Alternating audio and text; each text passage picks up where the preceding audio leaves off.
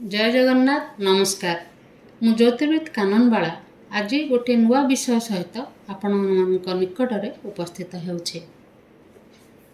एही audio video माध्यम मु राहुंकर आगामी मेष राशि मीन राशि को एवं केतुंकर तुला राशि कन्या राशि को चलनर प्रभाव विषय मोर यह आलोचना को आपण मानक स्वागत करुचे। दर्शक बंधु, राहु एवं केतु ए दुईटी छायाग्रहकर कौन भौतिक अस्तित्व नथिले मध्य वैदिक ज्योतिष शास्त्र मनुष्यर भाग्य को नियंत्रण करुथुबा मुख्य नवग्रह मध्य ए दुही को गुरुत्वपूर्ण भूमिका प्रदान करेछि। जन्म जातकरे राहु एवं केतु 180 डिग्री रे अवस्थान करती एवं पश्चातगामी होइथान्ते। समस्त ग्रह आंटी क्लॉकवाइज मूवमेंट करुथिला बेले राहु एवं केतु क्लॉकवाइज मूवमेंट करिथान्ति। ए दुहे पूर्व जन्मर कर्म फलर आधार रे ए जन्मर फल भोग को प्रभावित करिथान्ते। राहु शनि को भली हार्ड टास्क मास्टर होइथिला बेले केतु मंगल को भली एग्रेसिव। एमाने केबे केबे आशातीत शुभ फल देउथिला बेले पुणी केबे केबे अत्यंत अशुभत्व प्रदान करिथान्ते। जदि आमे राहु एवं केतुंक विशेषत्व को अनुधान करिबा, राहु हेउचंती मनुष्य जीवन रे मरीचिका सम विभ्रांति बा कन्फ्यूजन सृष्टिकारी तत्व। यह सत्य मध्य राहु हेउचंती एक्सपर्ट इन डिप्लोमेसी। जहांक जन्मजातक राहु भल स्थिति रे थांती सेमाने राजनीति और कूटनीति रे धुरंधर होई थांती, तीक्ष्ण बुद्धि संपन्न होइथांती, मीडिया और टेक्निकल फील्ड रे ख्यातनाम मध्य होइथांती। अन्य पक्षरे केतु होउचंती गोटे रहस्यमय बा मिस्ट्रियस प्लैनेट। केतु मनुष्य को प्रेरित करंती जानिबाकू किए तू। केतु मनुष्य को मोहमाया भौतिक आकर्षण रु मुक्त करी आध्यात्मिक और परमार्थिक पथर अनुगामी करंती। जनक जन्मजातक केतु एक विशेष स्थिति रे थिले व्यक्ति जनक जीवन चक्रर बंधन रु मुक्त होई मोक्ष प्राप्ति करिथांती। एथिपाई केतु को गोटे धार्मिक ग्रहर मान्यता दिया जाइछि। एते सबु विशेष गुण सांको को गोटे राशि रे राहु एवं केतु पाखापाखि 18 मास अवस्थान करुथबारु एमानकर चलन जनित प्रभाव को गुरुत्व प्रदान करा जाइथाय। भौगोलिक अक्षांश द्राघिम को विचार कले जगन्नाथ पुरी धामर स्थानीय समय अनुसार आसंता कार्तिक मास पूर्णमी अनुजाई 2 दिन अक्टोबर मास 30 तारीख कृष्ण पक्ष द्वितीया सोमवार अपराह्न 4:37 समय रे राहु रेवती नक्षत्र मीन राशि 27/12 को एवं केतु चित्रा नक्षत्र कन्या राशि 14/6 को गमन करिवे। तेणु राहु मीन राशि अधिपति बृहस्पति गृह को प्रवेश करुथिला बेले केतु कन्यार अधिपति बुधंक गृह को प्रवेश करिवे। अन्य पक्षरे राहुंकर स्वगृह होछि कन्या, केतुंकर स्वगृह होछि मीन। अर्थात राहु केतुंक घरे एवं केतु राहुंक घरे गोचर करिवे। राहु केतु छायाग्रह होइथिबारु एमाने जो गृहर चलन करंती सेही गृहर भावफल प्रदान करंती। एबे दर्शक बंधु आसंतो जानिबा 12टी राशि उपरे एही चलनर कौन प्रभाव पड़िबो से विषय आलोचना करिबा। 1 नंबर राशि जे कि मेष राशि। मेष राशि पई राहु द्वादश भाव रे चलन करिवे, जहाँ शुभंकर नुहे। किंतु राहु को चलन समय रे मेष राशि पई चंद्र शुद्धि थिबारु अशुभत्व खंडन हेबो। अन्य पक्षरे केतु मेष राशि पई षष्ठ भाव रे चलन करिवे, जहाँ शुभप्रद। तेणु राहु केतुंकर ए चलन मेष राशि व्यक्ति विशेष पाई एक संतुलित बा बालांस्ड फलाफल प्रदान करिवो। तेबे एही चलन आपण मानक मनरे गोटे ओभर कॉन्फिडेंस फीलिंग क्रिएट करिवो। तेणु कोनोसी गुरुत्वपूर्ण निष्पत्ति नेला बेले तरबर न होई स्थिर चित्तरे भावंतु। दरकार हेले अन्य मानकर परामर्श नियंतु। एही समय रे कर्म क्षेत्र रे कामर चाप बढ़िबो, गुप्त शत्रु मध्य वृद्धि पाइबार संभावना रहिछि। निज जिद्दी रे अटल रहिबा बा निज निष्पत्ति को मानि नेबा को बाध्य करला भली कार्यरु निवृत्त रही एही समय रे निजर सहकर्मी और उपरिस्थ अधिकारी सह सौहार्दपूर्ण वातावरण रक्षा करबा उचित। ଗାଡ଼ି ମଟର ଚଳାଇବା ସମୟରେ ସାବଧାନତା ଅବଲମ୍ବନ କରିବା ଜରୁରୀ। ଏହି ସମୟରେ ବନ୍ଧନ ଯୋଗ ସୃଷ୍ଟି ହେଉଥିବାରୁ କୌଣସି ଅସାମ୍ବିଧାନିକ ବା ଅନୈତିକ କାର୍ଯ୍ୟକଳାପରୁ ନିଜକୁ ଦୂରେଇ ରଖିବା ନିହାତି ଜରୁରୀ। ତେବେ ଏହି ଚଳନ ସମୟରେ ବିଦେଶରେ ନିଯୁକ୍ତି, ବିଦେଶ ଯାତ୍ରା ବା ବିଦେଶରୁ ଆୟ କରିବା ଭଳି ସୁଯୋଗ ଉତ୍ପନ୍ନ ହେବ। ବ୍ୟୟ ବୃଦ୍ଧି ହେଲେ ମଧ୍ୟ ଧନ ଆଗମନରେ ଊଣା ହେବ ନାହିଁ। 2024 ଏପ୍ରିଲ ମାସ ଠାରୁ ଆସ୍ତେ ଆସ୍ତେ ସଫଳତା ଆଡ଼କୁ ଗତି କରିବେ। ପାରିବାରିକ ଜୀବନରେ ମଧୁରତା ଫେରିବ। ଆଧ୍ୟାତ୍ମିକ ଦିଗରେ ମନୋନିବେଶ କରିବେ ଏବଂ ଏହାର ସୁଫଳ ମଧ୍ୟ ମିଳିବ। ତେଣୁ ରାହୁ କେତୁଙ୍କର ଏହି ଚଳନ ମେଷ ରାଶିର ବ୍ୟକ୍ତିମାନଙ୍କ ପାଇଁ ମିଶ୍ରିତ ଫଳଯୁକ୍ତ ବା ଆଭରେଜ ରହିବ ବୋଲି କୁହାଯାଇପାରେ। ପ୍ରତିକାର ସ୍ୱରୂପ ମେଷ ରାଶି ବ୍ୟକ୍ତିମାନେ କ'ଣ କରିବେ? ଅଧିକ ଶୁଭଫଳ ପାଇବା ପାଇଁ ଭଗବାନ ବିଷ୍ଣୁଙ୍କର ପୂଜା ଆରାଧନା କରନ୍ତୁ। ଶନିବାର ମାନଙ୍କରେ କଳା ରାଶି ଦାନ କରନ୍ତୁ, ଆପଣମାନଙ୍କର ମଙ୍ଗଳ ହେବ। ଏବେ ଆସନ୍ତୁ ଦର୍ଶକ ବନ୍ଧୁ ଜାଣିବା କାଳପୁରୁଷର ଦ୍ୱିତୀୟ ରାଶି ବୃଷ ରାଶି। ବୃଷ ରାଶି ପାଇଁ ରାହୁ ଏକାଦଶ ଭାବରେ ଗୋଚର କରିବେ, ଯାହା ଅତ୍ୟନ୍ତ ଶୁଭପ୍ରଦ ଏବଂ କେତୁ ପଞ୍ଚମ ଭାବରେ ଗୋଚର କରିବା ଏକ ସୁସ୍ଥାନ ନହେଲେ ମଧ୍ୟ ଚଳନ ସମୟରେ ଚନ୍ଦ୍ରଶୁଦ୍ଧି ଥିବାରୁ କେତୁ ବୃଷ ରାଶି ପାଇଁ ଶୁଭଫଳ ପ୍ରଦାନ କରିବେ। ତେଣୁ ବୃଷ ରାଶି ପାଇଁ ରାହୁ କେତୁଙ୍କର ଏହି ଚଳନ ସୌଭାଗ୍ୟଶାଳୀ ସାବ୍ୟସ୍ତ ହେବ। ଏହି ରାଶିର ବ୍ୟକ୍ତି ବିଶେଷଙ୍କର ସାହସ ପରାକ୍ରମ ବୃଦ୍ଧି ପାଇବ। ଅଧୁରା ସ୍ୱପ୍ନ ସବୁ ସାକାର ହେବ। ନିଜ ଭାଇ ଓ ସାଙ୍ଗସାଥୀଙ୍କର ଭରପୁର ସହଯୋଗ ମିଳିବ। ପଲିଟିକ୍ସ ଓ ମିଡ଼ିଆ କ୍ଷେତ୍ରରେ ଥିବା ବ୍ୟକ୍ତିବିଶେଷ ସୁନାମ ଅର୍ଜନ କରିବେ। ଚାକିରି କରୁଥିବା ବ୍ୟକ୍ତିମାନେ ପ୍ରମୋସନ୍ ବା ଇନକ୍ରିମେଣ୍ଟ ପାଇବାର ସୂଚନା ମିଳେ। ଆଶାୟୀମାନଙ୍କୁ ନୂତନ କର୍ମ ନିଯୁକ୍ତି ମିଳିବ। ବ୍ୟବସାୟୀମାନେ ଲାଭାନ୍ୱିତ ହେବେ। ଏହି ଚଳନ କାଳରେ ସେୟାର ମାର୍କେଟରେ ଇନଭେଷ୍ଟମେଣ୍ଟରୁ ବଢ଼ିଆ ଲାଭ କମାଇବା ବା ଲଟେରୀ ଜିତିବାର ସୁଯୋଗ ରହିଛି। ପ୍ରପର୍ଟି ବା ଭେହିକିଲ୍ କିଣିବାର ସୂଚନା ମିଳେ। ବିବାହଯୋଗ୍ୟ ଯୁବତୀମାନଙ୍କର ବିବାହ ସମ୍ପନ୍ନ ହେବ। ବିଦ୍ୟାର୍ଥୀମାନେ କୃତିତ୍ୱ ହାସଲ କରିବେ। କୌଣସି ଅସାଧାରଣ ବିଦ୍ୟା ପ୍ରତି ରୁଚି ବଢ଼ିବ। ତେବେ ଏହି ଚଳନ କାଳରେ ନିଜର ଖାଦ୍ୟପେୟ ପ୍ରତି ଯତ୍ନବାନ ହେବା, ନିଜର ଆତ୍ମୀୟ ସ୍ୱଜନମାନଙ୍କୁ କିଛି ସମୟ ଦେବା ଓ ଚଳନ କାଳରେ ପଇସା ଖର୍ଚ୍ଚ ବା ବିନିଯୋଗ କଲାବେଳେ ସତର୍କ ରହିବା ଆଦି ଦିଗ ଗୁଡ଼ିକୁ ଧ୍ୟାନ ଦେବା ଜରୁରୀ। ସାମୂହିକ ଭାବେ ବିବେଚନା କଲେ ବୃଷ ରାଶିର ବ୍ୟକ୍ତିବିଶେଷଙ୍କ ପାଇଁ ରାହୁ କେତୁଙ୍କର ଏହି ଚଳନ ଖୁବ୍ ଭଲ ହେବ ବୋଲି କୁହାଯାଇପାରେ। ପ୍ରତିକାର ସ୍ୱରୂପ ବୃଷ ରାଶି ବ୍ୟକ୍ତିମାନେ କ'ଣ କରିବେ? ଅଧିକ ଶୁଭଫଳ ପାଇଁ ନିୟମିତ ଗଣେଶଙ୍କର ପୂଜା ଆରାଧନା କରନ୍ତୁ। ଅସହାୟ ଲୋକଙ୍କୁ ମାଟିଆ ବା ବାଦାମୀ ରଙ୍ଗର ବସ୍ତ୍ର ଦାନ କରନ୍ତୁ, ଆପଣମାନଙ୍କର କଲ୍ୟାଣ ହେବ। ଏବେ ଦର୍ଶକ ବନ୍ଧୁ ଆସନ୍ତୁ 3 ନମ୍ବର ରାଶି ମିଥୁନ ରାଶି ବିଷୟରେ ଜାଣିବା। ମିଥୁନ ରାଶି ପାଇଁ ରାହୁ ଦଶମ ଭାବରେ ଗମନ କରିବେ, ଯାହା ଶୁଭପ୍ରଦ। ମାତ୍ର କେତୁଙ୍କର ଚତୁର୍ଥ ଭାବରେ ଗମନ କରିବା ଅଶୁଭ। ତେବେ ଚିନ୍ତା କରିବାର ନାହିଁ, କାରଣ ରାହୁଙ୍କର ଦେବା ଆଉ କେତୁଙ୍କର ନେବା ଠାରୁ ନିଶ୍ଚୟ ଅଧିକ। ଧୈର୍ଯ୍ୟ ହିଁ ଆପଣମାନଙ୍କ ପାଇଁ ସଫଳତାର ମନ୍ତ୍ର ହେବ। ଏହି ଚଳନ ଅବଧିରେ ବଡ଼ ଦାୟିତ୍ୱ ବା ବିଗ୍ ପ୍ଲାଟଫର୍ମରେ କାମ କରିବାର ସୁଯୋଗ ମିଳିବ, କିନ୍ତୁ କେତୁ କାମରେ ବାଧା ସୃଷ୍ଟି କରିବେ, ଶତ୍ରୁ ବୃଦ୍ଧି କରାଇବେ। ଆପଣମାନେ ଏଥିରୁ ବିବ୍ରତ ନ ହୋଇ ଯୁକ୍ତିତର୍କକୁ ନ ଯାଇ ନିଜର କାମ ଉପରେ ଫୋକସ୍ କରିଚାଲନ୍ତୁ। ସମୟ ବିତିବା ସହ ଧୀରେ ଧୀରେ ସବୁ ଆପଣମାନଙ୍କ ସପକ୍ଷରେ ଆସିବ। ମିଥୁନ ରାଶିର ବ୍ୟକ୍ତିମାନେ ଏହି ଚଳନ ଅବଧିରେ କଷ୍ଟ ତ ପାଇବେ, ହେଲେ ନିଜର ନିଷ୍ଠା ଓ ପରିଶ୍ରମର ଉଚିତ ପରିଣାମ ମଧ୍ୟ ପାଇବେ।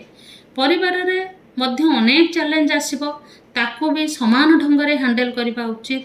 ମାଙ୍କର ସ୍ୱାସ୍ଥ୍ୟକୁ ନେଇ ମଝିରେ ମଝିରେ ଚିନ୍ତିତ ରହିବେ। ଜୀବନସାଥୀଙ୍କ ସହ ପୂର୍ଣ୍ଣ ସହଯୋଗ ପ୍ରାପ୍ତ କରିବେ। ଏହି ଚଳନର ପ୍ରଥମାର୍ଥ ଷ୍ଟୁଡେଣ୍ଟ ଓ କମ୍ପିଟେଟିଭ୍ ଏକ୍ଜାମ୍ ଦେଉଥିବା କ୍ୟାଣ୍ଡିଡେଟ୍ମାନଙ୍କ ପାଇଁ ସୁଯୋଗ ଭରା ଓ କଠିନ ପରିଶ୍ରମ ଦ୍ୱାରା ଏହାର ଫାଇଦା ଉଠାନ୍ତୁ। ଆର୍ଥିକ ଦୃଷ୍ଟିକୋଣରୁ ସମୟ ସକାରାତ୍ମକ ରହିବ। ସାମୂହିକ ଭାବେ ବିଚାର କଲେ ମିଥୁନ ରାଶିର ବ୍ୟକ୍ତିବିଶେଷଙ୍କ ପାଇଁ ରାହୁ କେତୁଙ୍କର ଏହି ଚଳନ ଭଲ ରହିବ ବୋଲି କୁହାଯାଇପାରେ। ଅଧିକ ଶୁଭଫଳ ପାଇଁ କ'ଣ କରିବେ? ମିଥୁନ ରାଶି ବ୍ୟକ୍ତିମାନେ ଚଢ଼େଇମାନଙ୍କୁ ଦାନା ଖାଇବାକୁ ଦିଅନ୍ତୁ, ଆପଣମାନଙ୍କର ମଙ୍ଗଳ ହେବ। ଏବେ ଆସନ୍ତୁ ଦର୍ଶକ ବନ୍ଧୁ ଜାଣିବା କାଳପୁରୁଷର ଚତୁର୍ଥ ରାଶି କର୍କଟ ରାଶି। କର୍କଟ ରାଶି ପାଇଁ ରାହୁ ନବମ ଭାବରେ ଗୋଚର କରିବେ, ଯାହା ଉତ୍ସାହପ୍ରଦ ନୁହେଁ, କିନ୍ତୁ ଚଳନ ସମୟରେ କର୍କଟ ରାଶି ପାଇଁ ଚନ୍ଦ୍ରଶୁଦ୍ଧି ଥିବାରୁ ରାହୁ ଶୁଭ ଫଳ ଦେବେ। ଅନ୍ୟ ପକ୍ଷରେ କେତୁ ତୃତୀୟ ଭାବରେ ଚଳନ କରିବେ, ଯାହା ଅତ୍ୟନ୍ତ ଶୁଭପ୍ରଦ। ତେଣୁ କର୍କଟ ରାଶିର ବନ୍ଧୁମାନେ ଆପଣମାନଙ୍କ ପାଇଁ ଆଳସ୍ୟ ପରିତ୍ୟାଗ କରି କର୍ମ ଉପରେ ଧ୍ୟାନ କେନ୍ଦ୍ରୀଭୂତ କରିବାର ସମୟ ଆସିଯାଇଛି। ଦାୟିତ୍ୱର ଭାର ତ ବଢ଼ିବ, କିନ୍ତୁ ସେଥିପାଇଁ ଆବଶ୍ୟକୀୟ ଶକ୍ତି ରାହୁ ଯୋଗାଇ ଦେବେ। ଭାବି ନିଅନ୍ତୁ, ଆପଣ ଯାହା ପାଇବାକୁ ଚାହୁଁଥିଲେ ତାହା ଆପଣମାନଙ୍କ ହାତ ପାହାନ୍ତାରେ ଅଛି, ଖାଲି ପାଇବାର ଶେଷ ଚେଷ୍ଟାଟି କରିବାର ଅଛି। ଏହି ସମୟରେ ଅଟକି ରହିଥିବା କାମ ସବୁ ସମ୍ପନ୍ନ ହେବ। ନୂତନ କର୍ମ ନିଯୁକ୍ତି, ଚାକିରିରେ ପଦୋନ୍ନତି ବା ଚାହୁଁଥିବା ସ୍ଥାନକୁ ଟ୍ରାନ୍ସଫର ମଧ୍ୟ ହେବ। ବ୍ୟବସାୟୀମାନେ ପ୍ରଚୁର ଲାଭ ପାଇବେ। କୌଣସି ଦୂର ସ୍ଥାନକୁ ଭ୍ରମଣରେ ଯିବାର ମଧ୍ୟ ସୁଯୋଗ ଆସିବ। ଗୃହରେ ମାଙ୍ଗଳିକ କାର୍ଯ୍ୟକ୍ରମ ଅନୁଷ୍ଠିତ ହେବାର ସୂଚନା ମିଳେ। ହେଲେ ଆପଣମାନଙ୍କୁ ନିଜର ପରିବାର ଓ ଜୀବନସାଥୀଙ୍କ ପ୍ରତି ଧ୍ୟାନ ଦେବାର ଆବଶ୍ୟକତା ରହିଛି। ପିତାଙ୍କ ସହ ମତାନ୍ତର ହେବାର ସମ୍ଭାବନା ମଧ୍ୟ ରହିଛି। ତେଣୁ ଉଭୟ ପରିବାର ଓ କର୍ମକ୍ଷେତ୍ରରେ ଯୁକ୍ତିତର୍କ ବା ଇଗୋ କ୍ଲାସରୁ ନିଜକୁ ଦୂରେଇ ରଖନ୍ତୁ। ଛାତ୍ରଛାତ୍ରୀମାନଙ୍କ ପାଇଁ ସମୟ ଅନୁକୂଳ ରହିବ। ତେବେ ମୋଟାମୋଟି ଭାବେ କହିବାକୁ ହେବ ଯେ ରାହୁ କେତୁଙ୍କର ଏହି ଚଳନ କର୍କଟ ରାଶିର ବ୍ୟକ୍ତିବିଶେଷଙ୍କ ପାଇଁ ଶୁଭପ୍ରଦ ରହିବ। ଅଧିକ ଶୁଭତ୍ୱ ପାଇବା ପାଇଁ କର୍କଟ ରାଶି ବ୍ୟକ୍ତିମାନେ କ'ଣ କରିବେ? ନିୟମିତ କୁକୁରମାନଙ୍କୁ ରୁଟି ଖାଇବାକୁ ଦିଅନ୍ତୁ। ଦୈନିକ ବିଷ୍ଣୁ ସହସ୍ରନାମ ପଢ଼ନ୍ତୁ ବା ଶୁଣନ୍ତୁ, ଆପଣମାନଙ୍କର କଲ୍ୟାଣ ହେବ। ଦର୍ଶକ ବନ୍ଧୁ, ଏବେ ଆସନ୍ତୁ କାଳପୁରୁଷର ପଞ୍ଚମ ରାଶି ସିଂହ ରାଶି ବିଷୟରେ ଜାଣିବା। ସିଂହ ରାଶି ପାଇଁ ଅକ୍ଟୋବର 30 ତାରିଖରୁ ରାହୁ ଅଷ୍ଟମ ଭାବରେ ଏବଂ କେତୁ ଦ୍ୱିତୀୟ ଭାବରେ ଗମନ କରିବେ। ଏହି ଦୁଇଟି ଯାକ ସ୍ଥାନ ଯଥାକ୍ରମେ ରାହୁ ଓ କେତୁଙ୍କ ପାଇଁ ଦୁଃସ୍ଥାନ, ଅର୍ଥାତ୍ ରାହୁ କେତୁଙ୍କର ସିଂହ ରାଶିକୁ ଏହି ଚଳନ ଅଶୁଭ। କେବଳ ମଘା ନକ୍ଷତ୍ରରେ ଜନ୍ମିତ ଜାତକ କିଛି ମାତ୍ରାରେ ଶୁଭଫଳ ପ୍ରାପ୍ତ କରିବେ। ଏହି ଗୋଚର କାଳରେ ପରିବାରରେ ଅଶାନ୍ତି ସୃଷ୍ଟି ହେବ। ନିଜ କଥାବାର୍ତ୍ତାରେ ସଂଯମତା ଓ ଶାଳୀନତା ରକ୍ଷା କରିବା ଜରୁରୀ।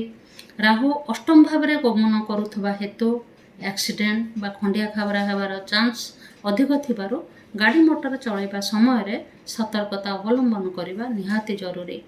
ପେଟ ଓ ଆଖିଜନିତ ସମସ୍ୟାରେ ପଡ଼ିବାର ସମ୍ଭାବନା ରହିଛି। ଗଣ୍ଡଗୋଳିଆ ପରିସ୍ଥିତିରୁ ନିଜକୁ ଦୂରେଇ ରଖନ୍ତୁ, କାରଣ କୋର୍ଟ କଚେରୀ ମାମଲାରେ ଛନ୍ଦି ହେବାର ଚାନ୍ସ ରହିଛି। ରହସ୍ୟ ରୋମାଞ୍ଚକର ବିଷୟକୁ ନେଇ ଜିଜ୍ଞାସା ବା ଅଧ୍ୟୟନରେ ରୁଚି ବଢ଼ିବ। ଅନ୍ୟ ଦିଗଗୁଡ଼ିକୁ ଦେଖିଲେ ଏହି ଚଳନ ସମୟରେ ଆର୍ଥିକ ସ୍ଥିତିରେ ଉନ୍ନତି ପରିଲକ୍ଷିତ ହେବ। ଅଟକି ରହିଥିବା ଧନର ଆଗମନ ହେବ। କ୍ୟାରିୟର ଦୃଷ୍ଟିରୁ ବିଚାର କଲେ ଆପଣମାନେ ନିଜ ଶ୍ରମ ଅନୁସାରେ ଫଳ ପାଇବେ। ବ୍ୟବସାୟୀମାନଙ୍କୁ କୌଣସି ବଡ଼ ଡିଲ୍ ମିଳିବାର ସମ୍ଭାବନା ରହିଛି, କିନ୍ତୁ ସବୁ କ୍ଷେତ୍ରରେ ସାବଧାନତା ଜରୁରୀ। ତେବେ ସିଂହ ରାଶିର ବ୍ୟକ୍ତିମାନେ ଭୟଭୀତ ହେବାର ଆବଶ୍ୟକତା ନାହିଁ, କାରଣ ଗୁରୁ ବୃହସ୍ପତି ଆପଣମାନଙ୍କ ପାଇଁ ସଦୟ ଅଛନ୍ତି। ବାଧାବିଘ୍ନ ଆସିଲେ ବି ସେସବୁକୁ ଅତିକ୍ରମ କରି ଆପଣମାନେ ଆଗେଇ ଯିବେ। ତେବେ ରାହୁ କେତୁଙ୍କର ଏହି ଚଳନ ଆପଣମାନଙ୍କ ପାଇଁ ଧୈର୍ଯ୍ୟ, ସଂଯମତା ଏବଂ କର୍ତ୍ତବ୍ୟନିଷ୍ଠାର ଏକ ପରୀକ୍ଷାର ସମୟ ବୋଲି କୁହାଯାଇପାରେ। ଅଧିକ ଶୁଭତ୍ୱ ପାଇଁ ସିଂହ ରାଶି ବ୍ୟକ୍ତିମାନେ ପ୍ରତିକାର ରୂପେ କ'ଣ କରିବେ? ଶିବଙ୍କର ପୂଜା ଆରାଧନା କରନ୍ତୁ। ପ୍ରତିଦିନ 1 ଗ୍ଲାସ ଜଳରେ 1 ଚାମଚ ମହୁ ମିଶାଇ ପାନ କରନ୍ତୁ, ଆପଣମାନଙ୍କର ମଙ୍ଗଳ ହେବ। ଏବେ ଦର୍ଶକ ବନ୍ଧୁ ଆସନ୍ତୁ ଜାଣିବା 6 ନମ୍ବର ରାଶି କନ୍ୟା ରାଶି। କନ୍ୟା ରାଶି ପାଇଁ ଦେଖିଲେ ରାହୁ ସପ୍ତମ ଭାବରେ ଏବଂ କେତୁ ସ୍ୱୟଂ କନ୍ୟା ରାଶିରେ ଗମନ କରିବା ଶୁଭ ହୋଇନଥିଲେ ମଧ୍ୟ ଚଳନ ସମୟରେ କନ୍ୟା ରାଶିର ଚନ୍ଦ୍ରଶୁଦ୍ଧି ଥିବାରୁ ଉଭୟ ରାହୁ କେତୁ କନ୍ୟା ରାଶି ପାଇଁ କିଛି ମାତ୍ରାରେ ଶୁଭ ଫଳ ପ୍ରଦାନ କରିବେ। କେତୁଙ୍କର ଲଗ୍ନ ଭାବରେ ଚଳନ ଆପଣମାନଙ୍କର ବ୍ୟବହାରରେ ଓ ବ୍ୟକ୍ତିତ୍ୱକୁ ରହସ୍ୟମୟ କରିବ। ଏପରିକି ଆପଣମାନଙ୍କର ପରିବାରବର୍ଗ ଓ ଜୀବନସାଥୀ ମଧ୍ୟ ଆପଣଙ୍କୁ ବୁଝିଲା ବେଳେ କଠିନ ନିଶ୍ଚିତ ଭାବରେ ହେବ। ରାହୁ ମଧ୍ୟ ସପ୍ତମ ଭାବରେ ଗମନ କରୁଥିବାରୁ ବୈବାହିକ ଜୀବନକୁ ପ୍ରଭାବିତ କରିବେ। ଏଥିପ୍ରତି ସଜାଗ ରହିବା ଜରୁରୀ, ଅର୍ଥାତ୍ ନିଜ ଲାଇଫ୍ ପାର୍ଟନର ଏବଂ ଫ୍ୟାମିଲି ମେମ୍ବରଙ୍କ ସହ ହାରମୋନି ଏବଂ କୋଅର୍ଡିନେସନ୍ ବଜାୟ ରଖିବା ହେଉଛି ଏହି ଗୋଚର କାଳରେ ଆପଣମାନଙ୍କର ଟପ୍ ପ୍ରାୟୋରିଟି। ତେବେ ଏହି ଚଳନ ଆପଣମାନଙ୍କ ପାଇଁ ନୂଆ ଅପରଚ୍ୟୁନିଟି ସୃଷ୍ଟି କରିବ। ଜବ୍ ବା ନୂଆ ବିଜନେସ୍ ପ୍ରସ୍ପେକ୍ଟରେ ସକ୍ସେସ୍ ପାଇବେ। ଆର୍ଥିକ ସ୍ଥିତି ଧୀରେ ଧୀରେ ଷ୍ଟେବଲ୍ ହେବାକୁ ଲାଗିବ। ତେବେ ପାର୍ଟନରସିପ୍ ବିଜନେସ୍ ଏହି ସମୟରେ ଷ୍ଟାର୍ଟ ନ କରିବା ଭଲ। ଯଦି ଆଗରୁ କରିଥାନ୍ତି ତେବେ ଟୋଟାଲ୍ ଟ୍ରାନ୍ସପେରେନ୍ସି मेंटेन करंतु एवं पार्टनर सह संपर्क रे आँच न आसवाक ध्यान दिंतु। यही चलन अवधि गृह मांगलिक कार्यक्रम किंबा कौनसी धार्मिक स्थान को यात्रा रे जीवार सुजोग मिलिबो। स्टूडेंट मानक पई आग को समय सपक्ष रे आसीबो। परिश्रम करंतु सुफल अवश्य मिलिबो। तेबे मोटामोटी भाव देखिले कन्या राशि व्यक्तिविशेषों राहु केतुंकर ये चलन टिके विलंब हेले मध्य धीरे धीरे प्रगति आड़ को आगे नब बोली मोर विश्वास।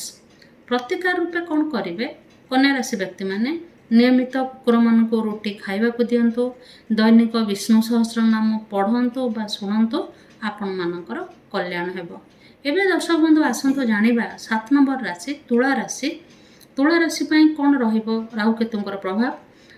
तुला राशि पे राहु षष्ठ भाव में गमन करेंगे जहाँ अत्यंत शुभप्रद, किंतु केतुंकर द्वादश भाव में गोचर करने किछिटा बाधा उत्पन्नकारी। तेबे राहुंकर चलन तुला राशि व्यक्ति विशेष मानू सुख संपद और प्रगति आड़ को आगे नेब। जो माने नुआ चाकरी खोजुथिले बा जो माने चाकरी परिवर्तन करने को चाहूले से सुजोग प्राप्ति हेब।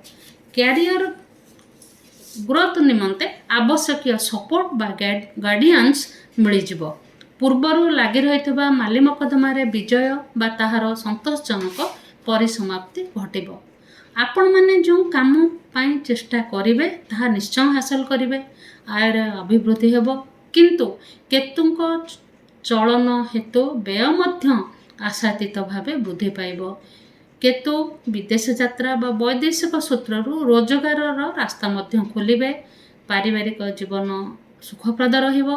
संतान प्राप्तिर जोग रही। एही चलन काल रे किछुटा शारीरिक समस्या देखा दे पारे। खाद्य रे नियमितता और व्यायाम अभ्यास जारी रखिबा उचित। किछि रहस्यमय और गुप्त विद्या प्रति मन बलिबो। स्टूडेंट मानक पई समय उत्तम परिश्रम अनुसार निश्चय फल पाइबे। तेबे सामग्रिक भाव देखिले राहु केतुंकर यही चलन तुला राशि पई शुभंकर हेबो बोली कुहा जाय पारे। प्रतिकार स्वरूप तुला राशि व्यक्ति माने शुभत्व पई कोन करिवे। कौनसी शुक्लपक्ष शुक्रवार दिन देवी मंदिर रे ठाकुराणी को लुगा व प्रसादन सामग्री देह लगी करंतु। निज पर्स रे गोटे 4 कोणिया रूपाखंड रखंतु। आपण मानकर मंगल हेबो। एबे दर्शक बंधु आसंतु कालपुरुषर अष्टम राशि बिछा राशि।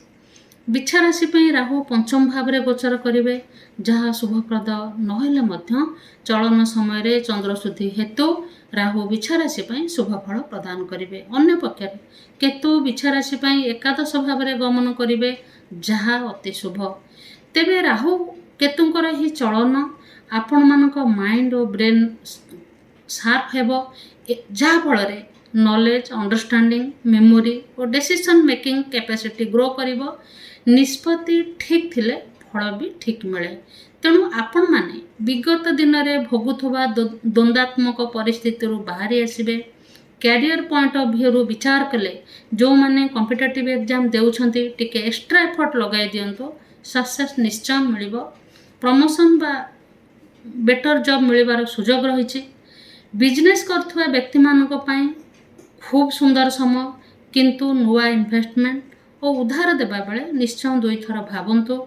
पारिवारिक जीवन भल रहिबो, हेले निज पिला मानक पई टिके अधिक ध्यान देबार आवश्यकता रही। संतान प्राप्तिर जोग मध्य रही। केतुंक चलन हेतु हठात किछि बड़ आयर सुजोग मिलिबो, किंतु राहुंकर चलन अनावश्यक व्यय कराइबाकु थिबारु देखि चाहि खर्च बा विनियोग करिबा जरूरी। तेबे प्रॉपर्टी बा वेहिकल किनिबार सुजोग आसीबो। स्टूडेंट मानक पई एही समय रे सुजोग भरा रहिबो। एहार सदुपयोग करिबा उचित। सामग्रिक भावे देखिले राहु केतुंकर एही चलन बिछा राशि पई खूब भल रहइबो बोली मोर विश्वास। प्रतिकार स्वरूप कोन करिवे बिछा राशि व्यक्ति माने अधिक शुभत्व पई मां दुर्गांकर आराधना पूजा आराधना करंतु। आपण मानकर कल्याण हेबो। एबे दर्शक बंधु आसंतु जानिबा 9 नंबर राशि धनु राशि। धनु राशि पे राहु चतुर्थ भाव में गोचर करेंगे। यह राहुंकर गोचर दृष्टि शुभंकर नहेले मध्य चंद्रशुद्धि हेतु धनु राशि पे अशुभत्वर मात्रा ह्रास हो। अन्य पक्षरे केतु धनु राशि पे 10म भाव में गोचर करेंगे जहाँ शुभप्रद अटे। यही गोचर अवधि जातक ଗୋଟିଏ ଅନିଶ୍ଚିତତାର ଭାବ ଦେଇ ଗତି କରିବେ। ସବୁ କାମ ହେବ କିନ୍ତୁ ସହଜରେ ନୁହଁ। ଏହି ସମୟରେ ନିଜର ମାନସିକ ସ୍ଥିତିକୁ ସ୍ଥିର ରଖିବା ଜରୁରୀ। ପରିବାରରେ ସ୍ୱାସ୍ଥ୍ୟଗତ ସମସ୍ୟା ଉପୁଜିବାର ସମ୍ଭାବନା ରହିଛି। ବିଶେଷ କରି ମାଙ୍କର ସ୍ୱାସ୍ଥ୍ୟକୁ ନେଇ ଚିନ୍ତାରେ ପଡ଼ିବେ। ନିଜ ଜୀବନସାଥୀଙ୍କ ସହ ବଚସା ନ କରି ଆପୋଷ ବୁଝାମଣା ଦ୍ୱାରା ଗୃହରେ ଶାନ୍ତି ବଜାୟ ରଖନ୍ତୁ। ପିଲାଙ୍କ ଏଜୁକେସନ୍ ଓ କ୍ୟାରିୟରକୁ ନେଇ ଚିନ୍ତିତ ରହିବେ। ଏହି ସମୟରେ ବାସଗୃହ ପରିବର୍ତ୍ତନର ମଧ୍ୟ ସୂଚନା ମିଳେ। ପାର୍ଟ ଅଫ୍ ଲାଇଫ୍ ଭାବି କୌଣସି କଥାକୁ ସିରିୟସଲି ଧରି ବସିବା ଉଚିତ ନୁହଁ। କ୍ୟାରିୟରରେ ମଧ୍ୟ ଚେଞ୍ଜେସ୍ ଦେଖାଦେଉଛି। ଯଦି ଚେଞ୍ଜ କରନ୍ତି ତାହା ବେଟର୍ ହେବ।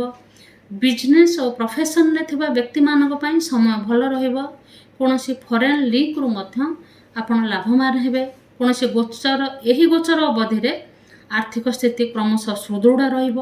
ଷ୍ଟୁଡେଣ୍ଟମାନେ ଏହି ସମୟରେ ଅଧିକ ଫୋକସ୍ଡ ରହିବା ଜରୁରୀ। ତେବେ ସାମଗ୍ରିକ ଭାବେ ଦେଖିଲେ ରାହୁକେତୁଙ୍କର ଏହି ଚଳନ ଧନୁରାଶିର ବ୍ୟକ୍ତିବିଶେଷ ପାଇଁ ଚ୍ୟାଲେଞ୍ଜିଂ ବଟ୍ ସକ୍ସେସଫୁଲ୍ ହେବ ବୋଲି ମୋର ବିଶ୍ୱାସ। ଅଧିକ ଶୁଭତ୍ୱ ପାଇଁ ଧନୁରାଶି ବ୍ୟକ୍ତିମାନେ କ'ଣ କରିବେ? ଶିବଙ୍କର ପୂଜା ଆରାଧନା କରନ୍ତୁ। ନିୟମିତ ଚଢ଼େଇମାନଙ୍କୁ ଦାନା ଦିଅନ୍ତୁ। ଆପଣମାନଙ୍କର କଲ୍ୟାଣ ହେବ। ଏବେ ଆସନ୍ତୁ ଦର୍ଶକ ବନ୍ଧୁ ଜାଣିବା 10 ନମ୍ବର ରାଶି ମକର ରାଶି। ମକର ରାଶି ପାଇଁ ରାହୁ ତୃତୀୟ ଭାବରେ ଗୋଚର କରିବେ, ଯାହା ଅତ୍ୟନ୍ତ ଶୁଭପ୍ରଦ ଏବଂ କେତୁ ନବମ ଭାବରେ ଗୋଚର କରିବା ଶୁଭ ନହେଲେ ମଧ୍ୟ ଚନ୍ଦ୍ରଶୁଦ୍ଧି ହେତୁ କେତୁ ମକର ରାଶି ପାଇଁ ଶୁଭ ଫଳ ପ୍ରଦାନ କରିବେ। ସୁନ୍ଦର ସମୟ ମକର ରାଶିର ବ୍ୟକ୍ତିବିଶେଷଙ୍କ ପାଇଁ ରହିଛି। ପରିବାରରେ ସମସ୍ତଙ୍କର ସହଯୋଗ ପ୍ରାପ୍ତ ହେବ। ପୂର୍ବରୁ ଲାଗି ରହିଥିବା ବିବାଦ ବା ମାଲି ମକଦ୍ଦମାରେ ସନ୍ତୋଷଜନକ ପରିସମାପ୍ତି ଘଟିବ। ଆଧ୍ୟାତ୍ମିକ ଦିଗକୁ ମନ ବଳିବ। ରାଜନୈତିକ ବ୍ୟକ୍ତିବିଶେଷଙ୍କୁ ଜନସାଧାରଣଙ୍କର ଭରପୁର ସପୋର୍ଟ ମିଳିବ। ବ୍ୟବସାୟୀମାନଙ୍କ ପାଇଁ ଏ ଗୋଚର ବହୁତ ଲାଭପ୍ରଦ ରହିବ। ନ୍ୟୁ ଜବ୍ ଏବଂ ମୋଷ୍ଟ ଇମ୍ପୋର୍ଟାଣ୍ଟଲି ଯେଉଁମାନେ ଫରେନ୍ ଜବ୍ ପାଇଁ ଚେଷ୍ଟା କରୁଥିଲେ ସେ ଆଶା ସାକାର ହେବ। ପ୍ରମୋସନ୍ ବା ସ୍ୟାଲେରୀ ଇନକ୍ରିମେଣ୍ଟ ମିଳିବାର ସୂଚନା ମିଳେ। ଆଶାଠୁ ଅଧିକ ଆର୍ଥିକ ଅଭିବୃଦ୍ଧି ପରିଲକ୍ଷିତ ହେବ। ଗୃହ ବା ଜମି କିଣିବାର ସୁଯୋଗ ମିଳିବ। ଅଧିକ କାର୍ଯ୍ୟବ୍ୟସ୍ତତା ପାଇଁ ଶରୀରରେ କିଛିଟା ଯନ୍ତ୍ରଣା ଦେଖାଦେଇପାରେ। ଖାଇବା ଓ ଶୋଇବା ପ୍ରତି ଧ୍ୟାନ ଦେବାର ଆବଶ୍ୟକତା ରହିଛି। ବନ୍ଧୁ ପଡ଼ୋଶୀମାନଙ୍କ ସହ ସୁସମ୍ପର୍କ ରଖିବା ପାଇଁ ନିଜର ବାକ୍ୟ ଓ ବ୍ୟବହାରରେ ଶାଳୀନତା ରକ୍ଷା କରିବା ଜରୁରୀ। ଷ୍ଟୁଡେଣ୍ଟମାନଙ୍କ ପାଇଁ ଖୁବ୍ ସୁନ୍ଦର ସମୟ। ଏହାର ସଦୁପଯୋଗ କରିବା ଉଚିତ। ସାମଗ୍ରିକ ଭାବେ ଦେଖିଲେ ରାହୁକେତୁଙ୍କର ଏହି ଚଳନ ମକର ରାଶିର ବ୍ୟକ୍ତିବିଶେଷ ପାଇଁ ଖୁବ୍ ଭଲ ରହିବ ବୋଲି କୁହାଯାଇପାରେ। ପ୍ରତିକାର ସ୍ୱରୂପ ମକର ରାଶି ବ୍ୟକ୍ତିମାନେ କ'ଣ କରିବେ? ଶିବଙ୍କର ପୂଜା ଆରାଧନା କରନ୍ତୁ। ଧର୍ମାନୁଷ୍ଠାନରେ କିଛି ଦାନ ଦିଅନ୍ତୁ। ଆପଣମାନଙ୍କର କଲ୍ୟାଣ ହେବ। ଏବେ ଦର୍ଶକ ବନ୍ଧୁ ଆସନ୍ତୁ ଜାଣିବା 11 ନମ୍ବର ରାଶି କୁମ୍ଭ ରାଶି। କୁମ୍ଭ ରାଶି ପାଇଁ ରାହୁ ଦ୍ୱିତୀୟ ଓ କେତୁ ଅଷ୍ଟମ ଭାବରେ ଚଳନ କରିବା ଆଦୌ ଶୁଭ ଲକ୍ଷଣ ନୁହେଁ। ଦ୍ୱିତୀୟ ଭାବ ଧନ, ବାଣୀ ଓ କୁଟୁମ୍ବକୁ ପ୍ରତିନିଧିତ୍ୱ କରେ। ଅଷ୍ଟମ ଭାବ ହେଉଛି ଆୟୁ ବା ନିଧନର ଭାବ। ରାହୁକେତୁଙ୍କର ଏହି ଗୋଚର ପରିବାରରେ ଅଶାନ୍ତି ସୃଷ୍ଟି କରିବା, ପରିବାରରେ କେହି ରୋଗଗ୍ରସ୍ତ ହେବା ବା ନିଜର କିଛି ଶାରୀରିକ ସମସ୍ୟା ଦେଖାଦେବା ଭଳି ସ୍ଥିତି ଉତ୍ପନ୍ନ କରିବ। ତତ୍ସହିତ ଧନର ଅପବ୍ୟୟ ମଧ୍ୟ କରିବ। ତା ଛଡ଼ା ପୈତୃକ ସମ୍ପତ୍ତିକୁ ନେଇ ବିବାଦ ଦେଖାଦେଇପାରେ। ସ୍ୱଭାବରେ ପରିବର୍ତ୍ତନ ଦେଖାଦେବ। ବିଶେଷ କରି ନିଜର ବାକ୍ୟରେ ସଂଯମତା ରକ୍ଷା କରିବା ନିହାତି ଜରୁରୀ।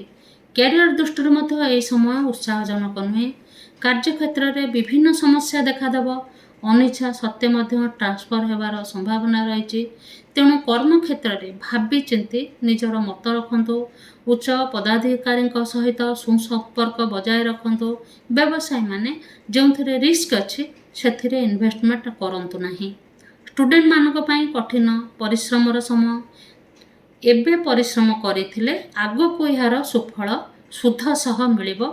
ମୋଟାମୋଟି କହିବାକୁ ଗଲେ ରାହୁକେତୁଙ୍କର ଏହି ଗୋଚର କୁମ୍ଭ ରାଶିର ବ୍ୟକ୍ତିବିଶେଷ ପାଇଁ ଜଗି ରଖି ଚାଲିବାର ସମୟ। ପ୍ରତିକାର ସ୍ୱରୂପ କ'ଣ କରିବେ କୁମ୍ଭ ରାଶି ବ୍ୟକ୍ତିମାନେ? ଶୁଭତ୍ୱ ପାଇବା ପାଇଁ ଶିବଙ୍କ ଶରଣରେ ରୁହନ୍ତୁ। କୁକୁରମାନଙ୍କୁ ଖାଦ୍ୟ ଦିଅନ୍ତୁ। ଆପଣମାନଙ୍କର ମଙ୍ଗଳ ହେବ। ଏବେ ଦର୍ଶକ ବନ୍ଧୁ ଆସନ୍ତୁ ଜାଣିବା କାଳପୁରୁଷର ଅନ୍ତିମ ରାଶି ମୀନ ରାଶି ପାଇଁ କେମିତି ରହିବ ଗୋଚର ରାହୁକେତୁଙ୍କର। ରାହୁଙ୍କର ଆଗାମୀ ଅକ୍ଟୋବର 30 ତାରିଖରେ ଗୋଚର ସ୍ୱୟଂ ମୀନ ରାଶିରେ ହେବ, ଅର୍ଥାତ୍ ମୀନ ରାଶି ପାଇଁ ଲଗ୍ନ ଭାବ ହେବ, ଯାହା ଶୁଭପ୍ରଦ ନୁହେଁ। ଅନ୍ୟପକ୍ଷରେ କେତୁ ସପ୍ତମ ଭାବରେ ଗୋଚର କରିବେ, ଏହା ମଧ୍ୟ ସୁସ୍ଥାନ ନହେଲେ ମଧ୍ୟ ଚନ୍ଦ୍ରସ୍ଥିତି ହେତୁ କେତୁ ମୀନ ରାଶି ପାଇଁ ଶୁଭ ଫଳ ପ୍ରଦାନ କରିବେ। ଲଗ୍ନ ଭାବରେ ରାହୁଙ୍କର ଗୋଚର ହେତୁ କିଛି ଶାରୀରିକ ସମସ୍ୟା ଓ ମାନସିକ ଅଶାନ୍ତି ଦେଖାଦେବ। ସିନିୟରଙ୍କ ଠାରୁ ଉଚିତ ସହଯୋଗ ମିଳିବ ନାହିଁ। ତେବେ ଏହି ଗୋଚର ଅବଧିରେ ନିଜର ଖାଦ୍ୟପେୟର ସଠିକ୍ ଯତ୍ନ ନିଅନ୍ତୁ। ନିଜ ମାନସିକ ସ୍ଥିତିକୁ ସ୍ଥିର ରଖନ୍ତୁ, କାରଣ ଏହି ପିରିୟଡ଼ରେ ସେଲ୍ଫ କନଫିଡେନ୍ସ ନୁହେଁ, ସେଲ୍ଫ କଣ୍ଟ୍ରୋଲ ଦ୍ୱାରା ଆପଣମାନେ ସବୁ କରିପାରିବେ ଏବଂ ସମସ୍ତଙ୍କର ଧ୍ୟାନ ଆକର୍ଷଣ କରିବେ। କ୍ୟାରିୟର ଦୃଷ୍ଟିରୁ ଏହି ଗୋଚରର ପ୍ରାରମ୍ଭିକ ପର୍ଯ୍ୟାୟଟି ଅନୁକୂଳ ରହିବ। ଆଶାୟୀମାନେ ନିଜ ଚେଷ୍ଟାକୁ ଆହୁରି ତୀବ୍ର କରି ଶୀଘ୍ର ନିଜ ଲକ୍ଷ୍ୟ ସ୍ଥାନରେ ହାସଲ କରିନିଅନ୍ତୁ। ନହେଲେ ଏହି ଗୋଚରର ଦ୍ୱିତୀୟାର୍ଦ୍ଧ ଆହୁରି କଠିନ ହେବ। ଜବ୍ କରୁଥିବା ବ୍ୟକ୍ତିମାନେ ଜବ୍ରେ କିଛିଟା ଚେଞ୍ଜେସ୍ ଦେଖାଦେଉଛି। ବାସଗୃହ ପରିବର୍ତ୍ତନ ଏବଂ ଚାକିରିରେ ଟ୍ରାନ୍ସଫରର ଯୋଗ ମଧ୍ୟ ରହିଛି। ଏହା କ୍ୟାରିୟର ଦୃଷ୍ଟିରୁ କିଛି ଖରାପ ହେବ ନାହିଁ। ବ୍ୟବସାୟୀମାନଙ୍କୁ କୌଣସି ବିଦେଶୀ ବା ଦୂର ପାର୍ଟନର ମିଳିବେ, ଯାହାଦ୍ୱାରା ଆପଣମାନେ ଲାଭାନ୍ୱିତ ହେବେ। ଏହି ଗୋଚର କାଳରେ ଆପଣମାନଙ୍କର ଆର୍ଥିକ ସ୍ଥିତି ବିଗିଡ଼ି ଯିବାର କୌଣସି ସମ୍ଭାବନା ନାହିଁ, ବରଂ ଏହି ଗୋଚର ଆପଣମାନଙ୍କୁ ପ୍ଲାନେଟ୍ ୱେରେ ଖର୍ଚ୍ଚ କରିବାକୁ ପ୍ରେରିତ କରିବ। ଷ୍ଟୁଡେଣ୍ଟମାନଙ୍କ ପାଇଁ ସମୟ ସେତେଟା ସହଜ ନୁହେଁ, ତେଣୁ କଠିନ ପରିଶ୍ରମ କରିବାର ଆବଶ୍ୟକତା ରହିଛି। ତେବେ ସାମୂହିକ ଭାବେ ବିବେଚନା କଲେ ରାହୁ କେତୁଙ୍କର ଏହି ଚଳନ ମୀନ ରାଶିର ବ୍ୟକ୍ତିବିଶେଷଙ୍କ ପାଇଁ ମଧ୍ୟମ ଧରଣର ରହିବ ବୋଲି କୁହାଯାଇପାରେ। ପ୍ରତିକାର ସ୍ୱରୂପ ଅଧିକ ସୌଭାଗ୍ୟ ପାଇବା ପାଇଁ କ'ଣ କରିବେ ମୀନ ରାଶି ବ୍ୟକ୍ତିମାନେ? କୌଣସି ଶୁକ୍ଳପକ୍ଷ ବୁଧବାରରେ ମନ୍ଦିରରେ ଥିବା ବ୍ରାହ୍ମଣଙ୍କୁ କଳା ରାଶି ଦାନ କରନ୍ତୁ। ଯେତେବେଳେ ସୁବିଧା ପାଇବେ ଆପଣମାନେ ନିଜ କିଚେନରେ ବସି ଖାଆନ୍ତୁ, ଆପଣମାନଙ୍କର କଲ୍ୟାଣ ହେବ। ଦର୍ଶକ ବନ୍ଧୁ, ଏହା ହେଉଛି ସାର୍ବଜନୀନ ଗୋଚର ଫଳ। ଏହାର ଗୁରୁତ୍ୱ ଓ ପ୍ରଭାବ ଜଣେ ମଣିଷର ପ୍ରକୃତ ଭାଗ୍ୟଫଳ ଉପରେ ମାତ୍ର 20ରୁ 25% ହୋଇଥାଏ। ଜନ୍ମ ଜାତକରେ ଗ୍ରହମାନଙ୍କର ସ୍ଥିତି, ଦୃଷ୍ଟି, ସଂଯୋଗ, ଦଶା, ଅନ୍ତର୍ଦଶା ସହ ସାର୍ବଜନୀନ ଗୋଚର ଫଳକୁ ନେଇ ମଣିଷ ପୂର୍ଣ୍ଣ ଫଳ ଭୋଗ କରିଥାଏ। ତେଣୁ ଯେଉଁମାନଙ୍କର ଖରାପ ଅଛି ବୋଲି ଜାଣିଲେ ସେମାନେ ବିବ୍ରତ ହେବାର କୌଣସି କାରଣ ନାହିଁ। ଆଶା କରୁଛି ଆପଣମାନଙ୍କର ଏହି ମୋର ଏହି ଆଲୋଚନାକୁ ଉପଭୋଗ କରିଥିବେ। ଆଗକୁ ଅନ୍ୟ କିଛି ବିଷୟକୁ ନେଇ ମୁଁ ଆପଣମାନଙ୍କ ସାମ୍ନାରେ ଉପସ୍ଥିତ ହେବି। କରୁଣାମୟ ଜଗତର ନାଥ ଶ୍ରୀ ଜଗନ୍ନାଥ ସମସ୍ତଙ୍କର ମଙ୍ଗଳ କରନ୍ତୁ, ଏହି କାମନା ସହ ବିଦାୟ ନେଉଛି। ନମସ୍କାର।